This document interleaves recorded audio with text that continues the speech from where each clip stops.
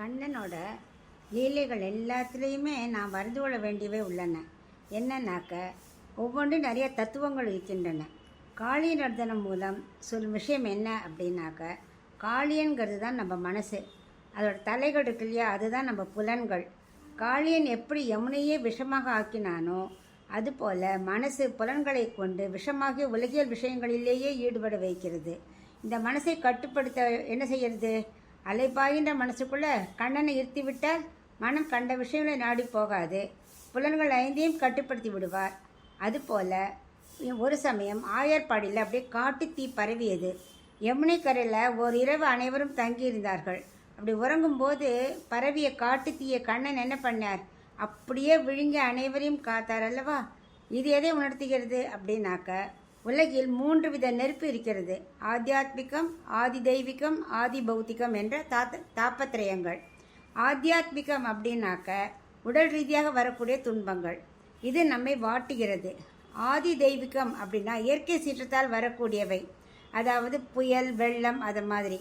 அடுத்தது ஆதி பௌத்திகம் அப்படின்னா மற்ற உயிர்களால், அதாவது நாய், பூச்சிகள், அது மாதிரி விலங்கினங்களால் வரக்கூடியவை. இந்த துன்பத்துக்கெல்லாம் பகவான் என்ன பண்ணுறார்? அவரோட திருவடி வழங்கினோமானா தாப்பத்திரியத்துங்கிற வெப்பத்திலிருந்து மீட்டுகிறார். மலைப்பாம்பு வடிவில் வந்த அகாசுரனை கண்ணன் முடித்தார் இல்லையா? இது எதை குறிக்கிறது அப்படின்னா, மலைப்பாம்பு தான் தமோ குணத்தை குறிக்கிறதாம். கண்ணனால தான் இந்த தமோ குணத்தை போக்க முடியும். அவர் எப்படி அகாசுரனை அழித்தாரோ அது மாதிரி நம்ம தமோ குணத்தையும் அவர் போக்கி விடுவார். அப்புறம் பகாசுரனை கொக்கு வடிவத்தில் வந்ததை கொண்டார் இல்லையா? அதை அழித்தது என்ன உணர்த்துறது அப்படின்னாக்க, கொக்கு தான் பேராசையை குறிக்கிறது, அதாவது ரஜகுணத்தை குறிக்கிறது. ஒரு மீனோட ஒரு மீன் வரும் மாதிரி காத்திருக்குமா கொக்குங்கிற மாதிரி சின்ன சின்ன ஆசைகள் வந்தாலும் போதாது போதாது இன்னும் பெரிய பேராசையோடையே இருக்கிறது இல்லையா மனசு. இந்த ஆசையை இன்னும் பகவான் என்ன பண்ணார்? நம்மளால் கட்டுப்படுத்த முடியாதனால பகவானால் தான் கட்டுப்படுத்த முடியும் என்று நம்ம என்ன பண்ணணும்? பகவான் திருவடி அடைந்தால் அவர் ரஜோகுணத்தையும் போக்கி விடுகிறார். அதுக்கப்புறம் கோவர்தனகிரியாக கோவர்தன மலையை தாங்கி 7 நாட்கள் அனைவரையும் ரட்சித்து கொடுத்தார் இல்லையா? இந்திரனுக்கு கொடுக்கப்பட வேண்டிய உணவு வகைகளை கண்ணன் கோவர்தன மலைக்கு கொடுக்க சொல்ல இந்திரன் கோபமுற்று கல்மாறி பொழிந்தானே. அப்போ என்ன பண்ணார் பகவான்? கோவர்தன மலையை தாங்கி பிடித்து ஆயர்குல மக்களையும் ஆநிரைகளையும் காத்தான். இந்திரன் பொழிந்த கல்மழை தான் இந்த உலகியல் துன்பங்கள்.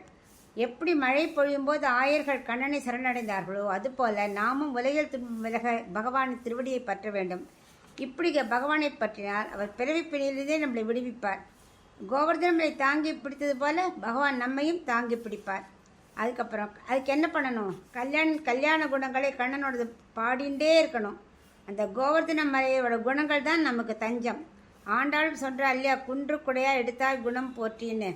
அதை மாதிரி அவருடைய குணங்களை பாட பாட பகவான் நமக்கு அருள் புரிவார். கடைசியில் கேசிங்கிற அசுரன் அழித்தார் இல்லையா? குதிரை வடிவில் வந்த கேசி என்னாச்சு? அதுலேருந்து நம்ம என்ன தெரிஞ்சுக்கலாம் அப்படின்னா, அந்த கடிவாளம் கட்டப்படாத குதிரை எப்படி அங்கும் இங்கும் தறிகட்டு ஓடுமோ அதுபோல தான் நம்ம புலன்கள் என்ன பண்ணுறது? அங்கேயும் இங்கேயும் அடக்க முடியாமல் ஓடுறது. அது கேசி எப்படி கண்ணன் எப்படி கேசியை அடக்கினாரோ அதுபோல் மனம் என்னும் கடிவாளத்தை கொண்டு 5 புலன்களையும் கட்டுப்படுத்த வேண்டும். அதற்கு என்ன பண்ணணும்? குணம் என்னும் பகவான் கல்யாண குணங்களை பாடி பாடி அவர் நாமஸ்மரணம் சொல்லி சொல்லி நம்ம கட்டுப்படுத்தணும். குணம் என்னும் குன்றேறி நின்றான் அப்படின்னு சொல்லுவா. அது மாதிரி அவரோட குணங்கள் தான் நம்மை ரட்சிக்கும். இப்போ நம்ம அடுத்தது முக்கியமான கண்ணனோட லீலை பார்க்க போகிறோம். அதுதான் ராசலீலை. பாகவத்தில் ராச பஞ்சகம் என்ற 5 அத்தியாயங்கள் சொல்லப்பட்டிருக்கின்றன. பிருந்தாவனத்தில் கோபியர்களோடு சரத்காலத்தில் நடனமாடுகிறார் கண்ணன். எவ்வளவு கோபிமார்களோ தானும் அத்தனை வடிவங்கள் எடுத்துக்கொண்டு உலகிற்கு அப்பாற்பட்ட தெய்வ நடனம் ஆடுகிறார். இந்த ராசலீலை எங்கே வருதுன்னா தசமஸ்கந்தத்திற்கே ஹிருதய பகுதியாக உள்ளது. இது ரொம்ப ரொம்ப முக்கியமானது. பாகவதத்திற்கே இதே பகுதி எதுன்னா 10வது ஸ்கந்தம் தான். அந்த 10வது ஸ்கந்தத்திற்கு இதே பகுதி எதுன்னா ராசலீலை. இதில் நிறைய தத்துவங்கள் உள்ளன. இந்த ராசலீலையை பற்றி இப்போ நம்ம பார்க்கலாம். இளையுதிர் காலத்தில் புன்னை மரத்தடியில் சந்திரோதய நேரம், கையில் புல்லாங்குழல் ஊத பகவான் தன்னுடைய லீலையை ஆரம்பிக்கிறார். மல்லிகைப்பூ மலர தொடங்கிய நேரம். இந்த புல்லாங்குழலிலேயே ஒரு தத்துவம் இருக்கிறது. புல்லாங்குழல் என்பது ஆச்சாரியனை குறிக்கிறது. பகவானின் அருள் என்ற இசை புல்லாங்குழல் என்ற ஆச்சாரியன் மூலம் கேட்கிறோம். கண்ணனின் குழல் இசை கேட்டவுடனே எல்லா கோபியர்களும் என்ன பண்ணா? அவ இல்லத்திலேருந்து ஒவ்வொரு வேலையில் ஈடுபட்டிருந்தாளே அதை அப்படியே விட்டுட்டு கண்ணன்கிட்ட வந்துட்டாளாம். எப்படி வந்தார்கள் இந்த சுகபெருமன் வர்ணிக்கிறார். பாலை கறந்து கொண்டிருந்த கோபியர்கள் அப்படியே விட்டுட்டு வந்தாட்டாளாம். சிலர் அடுப்பில் இருக்கும் பாலை பொங்குவதை கூட கவனிக்கவில்லை. கண்ணன்ட குழலிசை கேட்ட உடனே கண்ணன்ட்ட ஓடி வந்துட்டா. சில கல்யாணமான பெண்கள் கூட கணவனுக்கு உணவு பரிமாறி கொண்டிருந்ததை அப்படியே விட்டுட்டு வந்துட்டாளாம். சிலர் குழந்தைக்கு பால் கொடுத்துட்டு இருந்தா அதை அப்படியே பாதியில் விட்டுட்டு வந்துட்டாளாம். அந்த கண்ணனோட போசை இருக்கே, அது எந்த வேலையும் செய்ய விடலை. அடுத்த நிமிஷம் பாதியிலே விட்டு விட்டு எல்லோரும் ஓடி வந்து விட்டார்கள். சிலர் ஆபரணங்களை போட்டுன்னு இருந்தா, ஆனால் அது ஓசை கேட்டோன்னு தாறுமாறமாக போட்டுன்னு வந்துட்டாளாம். அவளால் தடுக்கவே முடியல. ஆனால் ஒரே ஒரு பெண் சிந்தையந்தி மட்டும் வாசல் வரைக்கும் வந்துட்டா. ஆனால் அங்கே மாமனார் மாமியார் தடுத்துட்டா. இவளால் அதை மீறி போக முடியல. ஆனால் குழலிசை கேட்டதால் எல்லையில்லா ஆனந்தம் அடைந்தாள். அதுக்கப்புறம் போக முடியலையே என்று எல்லாம் ரொம்ப வருத்தமாக அடைந்தாள். ஒரே சமயத்தில் ஆனந்தத்தால் இவள் செய்த புண்ணியமும் அதே போல் போக முடியலைங்கிற துக்கமும் ஒரே சமயத்தில் வர பாவம் புண்ணியம் ரெண்டும் நீங்கியது. இது ரெண்டும் நீங்கியதால் வாசற்படியிலேயே விழுந்து வைகுண்டத்தையே அடைந்து விட்டாள். அவளை தவிர மற்ற பெண்கள் எல்லோரும் கண்ணனை அடைந்து விட்டனர். கிருஷ்ணன் இவர்களை ஸ்வாகத்தம் ஸ்வாகத்தம், என்ன என்னை பார்க்க வந்தீர்களா? இரவு நேரத்தில் வீட்டை விட்டு வரலாமா? கணவன்மார்கள் பெரியோர்களுக்கு பணிவிடை செய்ய வேண்டாமா?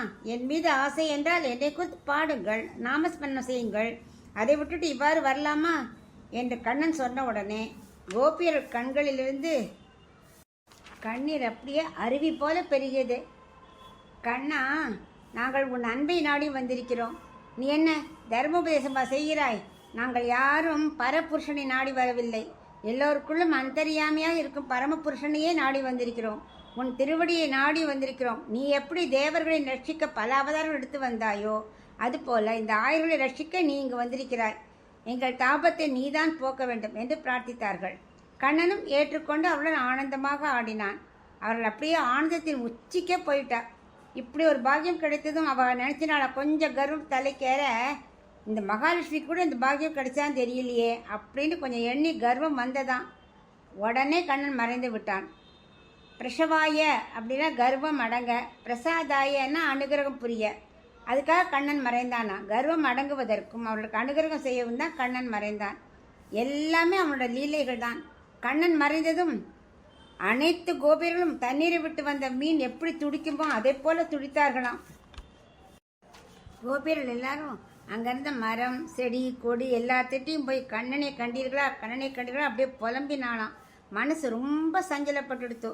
அது தெளிவடைஞ்சா தானே சிந்திக்கவே முடியும். அப்புறம் தான் கண்ணனையே தேட முடியும். நம் வாழ்க்கை தத்துவத்தையும் இது குறிக்கிறது. என்னன்னாக்க அன்றாட வாழ்க்கையில் கஷ்டம் வரும். வந்தவுடனே அப்படியே இடிஞ்சு உட்காரக்காம புலம்பாம மனசு சாந்தப்படுத்திட்டோ கொஞ்சம் முயற்சி பண்ணால் நமக்கு ஒரு வழி கிடைக்கும். அதுபோல் கோபியர்களும் சிறிது நேரம் என்ன பண்ணா அமைதியாகி யோசிக்க ஆரம்பித்தார்கள். பிறகு கண்ணனின் பிரிவினால் ஏற்படும் விரகதாபத்தை தணிக்க வழி தேடினார்கள். ஒவ்வொரு கோபியரும் கிருஷ்ணன் லீலைகளை தானும் செய்வோம் என்று முடிவெடுத்தார்கள். நம்மாழ்வார் கண்ணன் அப்படியே நினைச்சு தவிக்கும் போது பாடினாரே, தானாவே கடல் ஞாலம் செய்தேனும் யானே என்னும், கடல் ஞாலம் ஆவேனும் யானே என்னும், கடல் ஞாலம் கொண்டேனும் யானே என்னும், கடல் ஞாலம் கீண்டேனும் யானே என்னும்னு எல்லாம் பகவானாவே பாவிச்சு நம்மாழ்வார் பாடினா மாதிரி கோபியர்களும் தன்னைத்தானே கண்ணனோட லீலைகளை செஞ்சு மனசை கொஞ்சம் சாந்தப்படுத்தினாலாம். எப்படின்னாக்க ஒரு கோபியர் பூதனையாகவும் ஒரு கோபியர் கிருஷ்ணனாகவும் பாவித்து பூதனா மோட்சத்தை போல நடித்து காண்பித்தார். ஒருத்தி கோவர்தன மலையை தூக்குவது போல கையை தூக்கி பிடித்தாள். மற்றொருத்தி அவளை தூக்கி பிடிச்சிட அதுக்காக.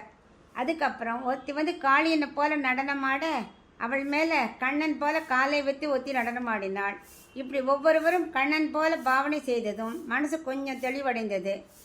இனி கண்ணனை தேட முயற்சித்தார்கள். இப்போ கண்ணனை தேடி புறப்படுறா யமுனை கரையில். எப்படி கண்ணன் இப்படி தான் போயிருப்பான் அப்படின்ட்டு அவள் அப்படியே போகிறா.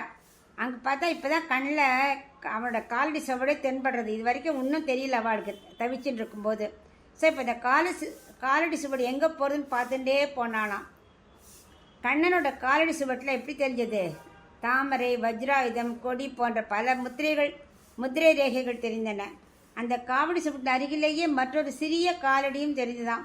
ஒரு கோபியை மட்டும் கண்ணன் கூட்டு போயிருக்கான் போல் இருக்கு. ஏன்னா அவள் தான் கர்வம் இல்லாமல் இருந்திருக்கா. அதனால் அவனை மட்டும் கண்ணன் கூட்டுன்னு போயிருக்கான்னு தெரிஞ்சுட்டான். அப்புறம் கொஞ்ச தூரம் போனப்புறம் கண்ணன் வந்து முன்னங்கால்கள் நல்லா அழுத்திட்டு பின்னங்கால்கள் தரையில் பதியாமையே நடந்து போயிட்டு இருந்தானா. பார்த்தா அங்கே மணலில் நிறைய செண்பக மலர்லாம் பரவி இருந்தது. உடனே இவாளாவே கற்பனை பண்ணா, ஒருவேளை அந்த பெண் கண்ணன்கிட்ட வந்து பூ கேட்டிருப்பா, கண்ணன் பறித்து கொடுத்துருப்பான், அதனால அந்த பூக்கள்லாம் கீழே எரிந்து கிடந்தன. அப்படி இவாளாவே பேசிச்சுட்டே போனாலாம். கொஞ்சம் தூரம் தள்ளி பார்த்தா அந்த பெண்ணே அங்கே தனிமையில் உட்கார்ந்துட்டு இருந்தாளாம். என்ன விஷயம், கண்ணன் எங்கே என்று அவள்கிட்ட கேட்டார்கள் எல்லாரும். அவள் சொன்னா, உங்களை விட்டுட்டு என்னை மட்டும் கூட்டின்னு வந்தா, கொஞ்சம் தூரம் சென்ற பின் கால் வலிக்கிறது கண்ணா, என்னை தூக்கிக்கொள் என்றேன். அவனும் தோளில் தூக்கி கொண்டார். அப்போது எனக்கு கொஞ்சம் கர்வம் அது வரைக்கும் இல்லாமல் இருந்தது. அதுக்கப்புறம் என்னை மட்டும் தூக்கின உடனே, ஆகா இந்த பாகியம் எனக்கு மட்டும்தான் கிடைச்சிருக்குன்னு ஒரு நிமிஷம் நினச்சேன். அதை நினச்ச உடனேயே என்னையும் விட்டுட்டு போயிட்டான். அப்படின்னோடனே எல்லாரும் முடிவு பண்ணான், இனிமேல் யாரும் கர்வம் படக்கூடாது, கர்வத்தை விட்டுட்டோ கண்ணனோட நாமங்களை பாடுவோம், அவன் லீலைகளை பேசுவோம் என்று சொல்லி பகவான் நாமத்தை சொல்ல தொடங்கினார்கள். எந்த இடத்தில் பகவான் நாமம் சொன்னாலும் பகவான் கண்டிப்பாக அங்கே வந்து விடுவார். ஆனால் அனைவரும் சேர்ந்து கோபிகா கீதம் பாடினார்கள். இது 10ஆம் ஸ்கந்தத்தில் 31ஆம் அத்தியாயத்தில் கோபிகா கீதம் வருகிறது. அதில் ஒரு 4-5 லைன் மட்டும் நம்ம பார்க்கலாம். ஜெயதி தேதிகம் கிருஷ்ணா ஜன்மனா விரஜ ஸ்ரயத இந்திரா கிருஷ்ணா சஸ்வதத்ரகி தைத திருஷ்யதாம் கிருஷ்ணா திக்ஷுதாவகாஸ் त्वयितुद्रा सव कृष्णा त्वां विचिन्वते शरददाशये कृष्णा साधुजातसत् सरसिषो ज्योतषः कृष्णा श्रीमुषादृशा सुरतनाथ ते कृष्णा शुल्कदासिका वरदनिघ्नतो कृष्णा नेह किंबत. என்ன சொல்கிறான்னா, கிருஷ்ணா உன் அவதாரத்தால் தான் இந்த ஆயர்பாடியே பெருமை பெற்றது. மகாலட்சுமி வாசம் செய்யும் இடமாக இந்த ஆயர்பாடியே ஆகிவிட்டது. உனக்காகவே நாங்கள் இருக்கிறோம். உலகத்திலேயே பிரம்மா போல கல்நெஞ்சப்படுத்தவர் யாருமே இருக்க முடியாது. ஏன்னாக்க கண்ணனுக்கு பார்க்க முடியாமல் எமையை கொடுத்துட்டாரே.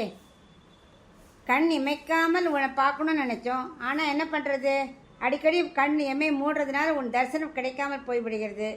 கண்ணா, நீ எங்களுக்காக காட்சியத்தை கொடுக்க வேண்டும். பரவாயில்ல, நீ எங்களுக்காக காட்சி கொடுக்கட்டா கூட பரவாயில்ல. இந்த காட்டில் கல் முள் எல்லாம் கரடு முரடாக இருக்குது இல்லையா, அதில் நீ நடந்தால் உன் பூ போன்ற திருமேனி என்ன ஆகும், திருவடி புண்ணாகாதா?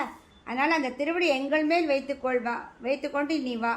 இப்படி பக்தியோடு அவரவர்கள் அழைக்க அதற்கு மேலே கண்ணனால் மறைந்திருக்க முடியவில்லை. உடனே நேர காட்சி கொடுத்தான். பட்டு பீதாம்பரத்தோடு சாக்ஷாத் மன்மதாகவாக தோன்றினார். எதற்கு மறைத்து கொண்டார், எதற்கு தோன்றினார் அப்படின்னாக்க காரணம் இருக்கே. கோபியர்களுக்கு கொஞ்சம் கர்வம் வந்தது. அந்த கர்வம் போவதற்காக தன்னை மறைத்து கொண்டார். அளவுக்கு அதிகமாக சந்தோஷப்பட்டார்கள் இல்லையா, அதுவும் தாங்க முடியாது. கோபியர்கள் கண்ணிடம் அனுபவத்தால் அளவுக்கு அதிகமாக சந்தோஷம் அடைந்தார்கள்.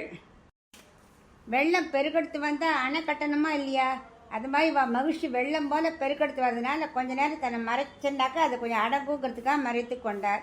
அதான் பகவானே சொல்கிறார், அன்பு என்பது சிறிது நேரம் பிரிந்தால்தான் ரொம்ப அதிகமாக பெருகும். அது நானே கதி என்று வந்திருக்கிறீர்களே, அது உங்களுக்கு நிலைத்து நிற்பதற்காகத்தான் சிறிது நேரம் மறைந்திருந்தேன் அப்படின்னு கண்ணனே சொல்கிறாராம். எளிதில் ஒரு பொருள் கிடைச்சிட்டு அதோட அருமையே தெரியாமல் போயிடும். அதனால் கொஞ்ச நேரம் அது கிடைக்காம தவிச்சாதான் அதோட அருமை நிலைத்து நிற்கும் அப்படின்னு கண்ணன் சொல்கிறார். அதனால் கர்வம் வந்தால் என்ன பண்ணணும், பகவான் மறந்து விடுகிறார். நமக்கு அது உபதேசமாக தத்துவமாக தான் சொல்கிறார். எப்போவுமே 2-3 பேர் சேர்ந்து பகவானை துதி செய்தால் அவனுக்கு திருவடிகள் தானே தெரிஞ்சிடும். நம்ம திருவடியை பற்றின்றலாம். அதே மாதிரி தான் இவாளும் சேர்ந்து பாடின உடனே கண்ணனோட திருவடி கிடச்சிருத்தோ. கோஷ்டியாக சேர்ந்து ராம சங்கீர்த்தனம் செய்தார்கள் அல்லவா, இப்போ என்னாச்சு, அவனே வந்து விடுகிறான். அத்தகைய கோபியர்களுக்கும் தங்களை விட்டு பிரிந்து போன உயிர் மீண்டும் வந்தது போல இருந்ததாம். அனைவரும் யமுனை கரையில் மணல் திட்டில் கண்ணன் அனைவரோடும் கைகோத்து கொண்டு ராசர் அங்கனாம் அந்தரே மாதவக மாதவம் மாதவம்ச்ச அந்தரேன அங்கினா அப்படின்னு பாடும்படி ரொம்ப அத்தனை கோபியர்களும் நன்றாக ஆடினார்கள். கண்ணன் என்ன பண்ணார், எத்தனை கோபியர்கள் எடுக்காளோ அத்தனை வடிவங்கள் எடுத்துக்கொண்டான். இரவு முழுவதும் கோபிகளோடு ராசக்கிரீடை செய்தான். பிறகு யமுனை நதியில் ஜலக்கிரீடை செய்தான். இரவு முழுவதும் இந்த லீலைகளை புரிந்தான் அப்படின்னு பரிஷத்துக்கு சுகபிரம்மம் சொல்கிறார். அப்போது பரீட்சித்துக்கு சந்தேகம் வருது. என்னென்ன சந்தேகம் சொல்றார் கிருஷ்ணன் தர்ம சம்ஸ்தாபனாத்தாய சம்பவமே யுகே யுகங்கிறதுக்காக தான் தர்மத்தை நிலைநாட்ட வந்தார். அப்படி இருக்கும்போது கல்யாணம் ஆனவர்கள் ஆகாத கோபியர்களோடு இரவு முழுவதும் நடனம் ஆடினால் அது அதர்மம் ஆகாதா அப்படின்னு கேட்டான். ரெண்டாவது என்ன சந்தேகம், கேட்பவர் மனதில் பகவானே இவ்வாறு செய்யும்போது தானும் செய்யலாம் என்ற எண்ணம் தோன்றாதா அப்படின்னா. மூன்றாவது சந்தேகம், கணவனையும் வீட்டையும் விட்டுவிட்டு இப்படி நடந்து கொண்டால் பெண்களுக்கு பாபம் வராதா. நாலாவதா என்ன கேட்டான், கேட்பவர் மனதில் ஒரு சலிப்பு வராதா. மேலும் பக்தர்களுக்கு அனுகிரகம் செய்ய வேறு வழிகளே நிறையா இருக்கும்போது கண்ணன் ஏன் இப்படி செய்தான் என்று தோன்றாதா. அதுக்கப்புறம் கேட்குறான், இதை கேட்ட பிறகு உலகில் தர்ம சம்ஸ்தாபனம் நடக்குமா அப்படிங்கிறான். ஏழாவது என்ன கேட்குறான், கோபியர்கள் இவ்வளவுக்கும் பிறகு காலை வீடு வந்தார்களா, அது வீட்டில் எல்லோரும் ஏற்றுக்கொண்டார்களா, இது காமத்தை வென்றால் தானே மோட்சம் கிடைக்கும், இவர்களுக்கு மோட்சம் கிடைக்குமா. இதற்கெல்லாம் பதில் சுகபரம் அழகாக சொல்கிறார். 10வது ஸ்கந்தத்தில் 33வது அத்தியாயத்தில் 30வது ஸ்லோகம் சொல்கிறார். அதில் என்ன சொல்கிறாருன்னா, பகவான் நெருப்பு மாதிரி, நெருப்பில் எந்த தோஷம் வராது, எதுவுமே ஒட்டாது, அப்படியே சாம்பலாக புசிக்கிடும் இல்லையா. அதனால கிருஷ்ணன் உலகிற்கு அப்பாற்பட்டவர். ஜீவாத்மாக்களுக்கு தான் தர்மம் எல்லாம் உண்டு, பகவானுக்கு எதுவுமே கிடையாது. அவர் எல்லாமே சுத்த சத்துவமயமானவர். ரெண்டாவது, பகவான் 16,108 பெண்களோடு கல்யாணம் செய்து கொண்ட பிறகு அவர் பிரம்மச்சாரியாகவே வாழ்ந்தார். பகவான் என்ன செய்தாலும் தோஷம் வராது அப்படின்னா. அதுக்கப்புறம் 31வது ஸ்லோகத்தை சொல்கிறார், பகவான் சொல்வது எல்லாமே பின்பற்ற வேண்டுமே தவிர அவள் செய்யறதெல்லாம் நம்ம செய்யக்கூடாது. சிவபெருமான் விஷம் சாப்பிட்டார், அதுக்காக நாம் சாப்பிட முடியுமா. கண்ணன் கோவர்தனமலை தாங்கி பிடித்தார் 7 நாளைக்கு, அது மாதிரி நம்மளால் செய்ய முடியுமா. அதனால் பகவான் சொல்கிறது தான் ஃபாலோ பண்ணுமே தவிர நம்ம செய்யக்கூடாது.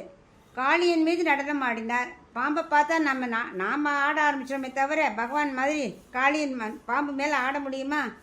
ஈஸ்வரானாம்சம் வச்சக சத்தியம் ததைவா சரித்தம் கொச்சித்து, அவர் சொல்வதை நாம் செய்ய வேண்டும்.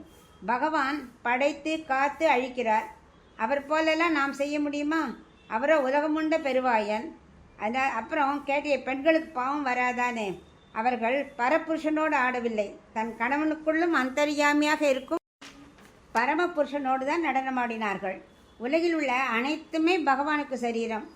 உடல் மிசை உயிரான கலந்திக்கும் பறந்துடன் ஆழ்வார் பாடின மாதிரி அனைத்துமே பகவானுக்கு சரீரம்தான்.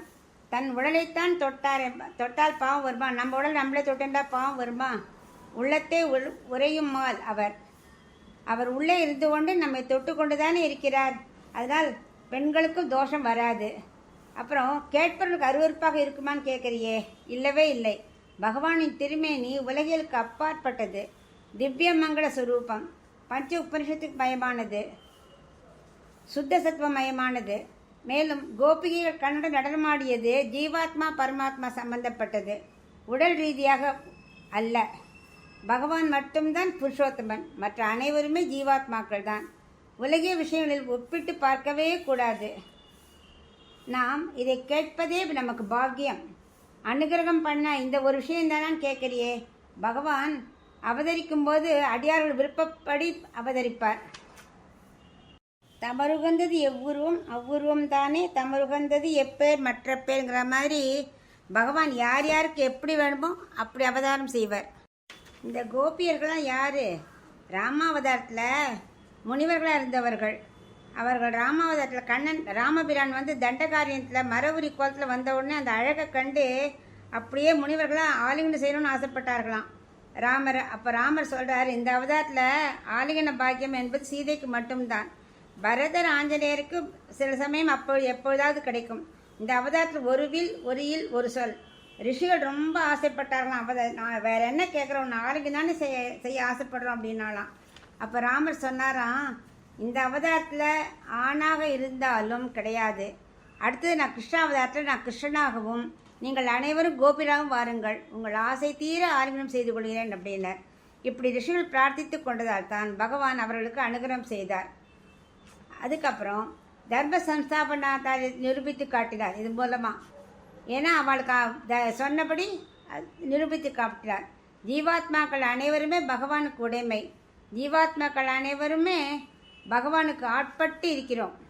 அப்புறம் பெண்கள் மறுநாள் காலை வீடு திரும்பினார்களே, அவர்கள் என்ன பண்ணா வீட்டில் ஏற்றுனாளான்னு கேட்டியே, அவர்கள் வீட்டில் இரவு முழுவதும் இல்லைங்கிற உணர்வே அவர்களுக்கு இல்லையாம். பகவானே அந்தந்த கோபியர்கள் வீட்டில் அனைத்து வீடுகளுக்கும் சென்று அவருடைய கோபியர்கள் வடிவிலேயே அவள் செய்து வந்த அனைத்து காரணம் முழுவதையும் செய்து முடித்து விட்டாராம். இப்படி அனைவருக்கும் கண்ணனே அனுகிரகம் செய்தார். கடைசியாக கோபியர்களுக்கு மோட்சம் உண்டான்னு கேட்டா இல்லையா, இதே லௌகீக காதலே அல்ல, கண்ணனுக்கே ஆவதுவாம் காமம். இது தெய்வீகமானது. கண்ணனை ஒவ்வொருத்தரும் ஒவ்வொரு விதமாக பண்ணி மோசம் அடைவா. கண்ணனை திட்டியே மோசம் பண்ணது யார்? சிசுபாலன். அதே மாதிரி அப்படி இருக்க அன்பு காட்டின கோபியர்களுக்கு மோசம் கிடைக்காமல் போகுமா? இதில் ஒரு தத்துவம் இருக்குது. என்னன்னாக்கா, பகவான் அடைய நினைப்பவர்களில் 3 விதம் உண்டாம். மற்ற தேவதைகளை தொழுது விட்டு கடைசியில் கண்ணனை அடைபவர்கள், அதாவது பிறர் மனை விட்டு அப்புறம் கடைசியில் தன் கணவன் அடைவான்னு சொல்லலை. அது மாதிரி மற்ற தேவதைகளாம் தொழுதுட்டு கடைசியில் கண்ணன் தான் உயர்ந்தவன் தெரிஞ்சு அடையிறவா ஒரு ரகம். 2வது பகவானே கதி என்று இருப்பவர்கள், யார மாதிரி? ராதை மாதிரி. 3வது பக்தி மூலம் பகவானை அடைபவர்கள், அதாவது புதிதாக பக்தியில் திளைப்பவர்கள். எல்லோருக்கும் மோட்ச அனுபவம் கொடுத்து விடுகிறார் பகவான்.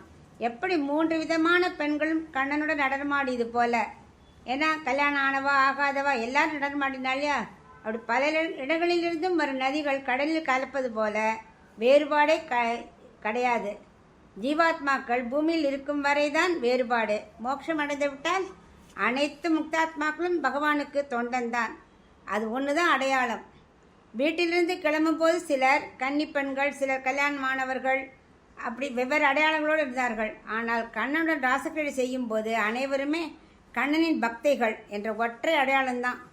மோஷானந்தத்தை கொடுக்க விளக்குவதுதான் இந்த ராசக்கிரீடை. இது ரொம்ப முக்கியமானது.